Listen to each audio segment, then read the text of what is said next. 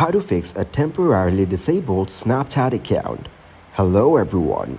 In this video, I will show you how to fix a temporarily disabled Snapchat account. First, open the Snapchat application on your mobile device.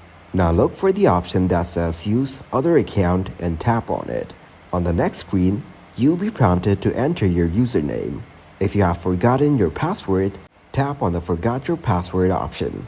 This will take you to the password reset process. Now, you will have the option to choose how you want to reset your password. You can either choose to reset it via email or phone. After selecting the option, you will receive a verification code via SMS.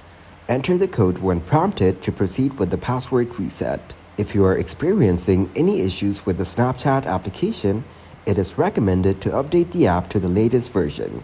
To do this, open your device's App Store and search for Snapchat. If an update is available, tap on the update button to install the latest version of the app. Thank you guys for watching this video. Hope you got some value.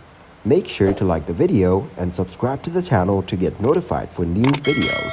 See you in the next one.